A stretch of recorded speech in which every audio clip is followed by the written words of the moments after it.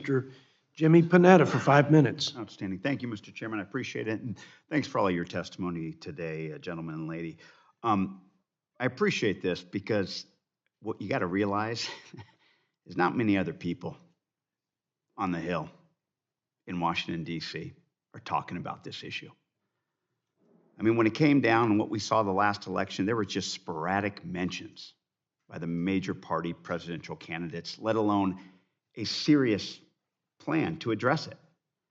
And as I say it and I sum it up, debt, literally and figuratively, is a 4-letter word. So thank you for being here. And thanks to the chairman and ranking member for having this type of hearing in which we're actually talking about it. But we got to realize that the discussion cannot be confined to this room. It has to be done outside of this room, outside of Congress, and yes, throughout the United States of America. But it does start here, so I appreciate that. And as we know, as we go into the 118th Congress, I'm glad that we're taking the time to examine the fiscal situation of our nation, which by all accounts, as we've heard, is getting worse. Now, as you have mentioned, the national debt has reached a staggering $36.1 trillion, and the deficit is now at $257 billion. Simply stabilizing the debt to GDP ratio at 97% of GDP would require a $7.9 trillion in deficit reduction over 10 years.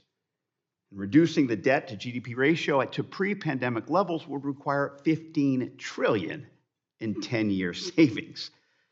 These are sums, and it's an issue that is going to affect our future. And one day, bond investors may look at our government and say, they won't get paid back. That's what's going to lead to higher interest rates. And that could restrain our economic growth, and it could crowd out our priorities and potentially impair for our ability to borrow, either in war or at another crisis. And beyond the downgrades to the U.S. credit rating and lackluster demand for Treasury debt at some auctions, 2 of 3 major credit ratings, as I said, companies downgraded the U.S. because of our dysfunctional politics. What we got to realize is that one day the U.S. is going to find it very, very difficult to keep borrowing money. And one day the interest costs will constrain us. And guess what? That's when the money we have now to pay for these programs that we've talked about, that I agree with, as a proud Democrat, that's when we're no longer going to have the money to pay for those programs if we don't do anything now. That's why tackling the issue requires both parties to seriously consider trade-offs to address revenues and spending. And make no mistake, both parties share responsibility for this problem. Despite what candidate Trump said in 2016 that it would pay off the national debt in 8 years, the national debt grew under him by $8.18 trillion. It grew by $7 trillion under the Biden administration. And over the 2 terms of the Obama administration, it added $8.3 trillion to the debt, and the Bush administration added $6.1 billion. So each year, the longer we wait to act, the solutions available become more extreme and less palatable. And we know that this is a serious problem. And as each of you have pointed out, these are going to be serious implications for the long-term health of our economy and worse, for the future of our democracy. Now, one of the barriers to action on debt is that so many proposed solutions are just politically unpopular. My Republican colleagues don't want to raise revenues, and many of my colleagues on my side of the aisle are resistant to even examining spending. However, I worry, as we've heard today, that the longer we take, the more extreme steps must be taken to manage the debt. Mr. Elmendorf, what steps would need to be taken to stabilize debt to GDP ratio at a healthy range, even now?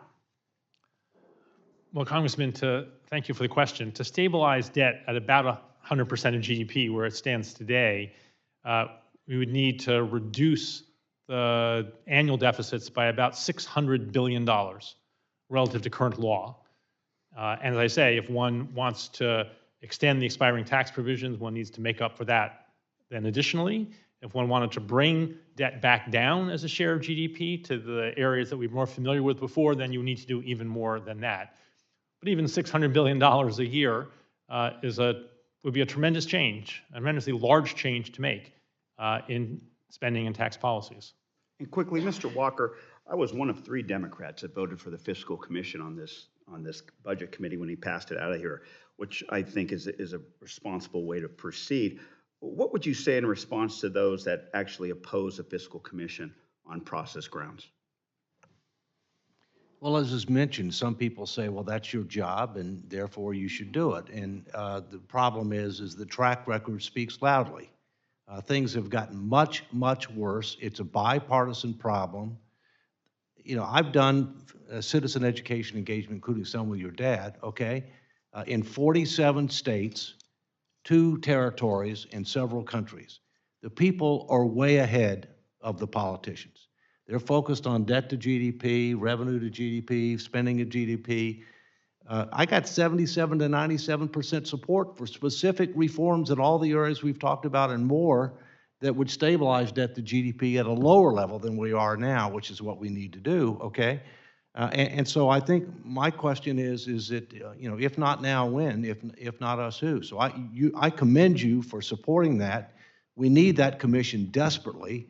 That can help us make much bigger changes than DOGE will ever make, although I support DOGE. But understand this, even if you do that, and you're gonna have to do it to make these tough choices with trade-offs. Secondly, you gotta have a constitutional amendment to be able to maintain discipline over time. The debt ceiling is a bad joke. You know, it totally failed.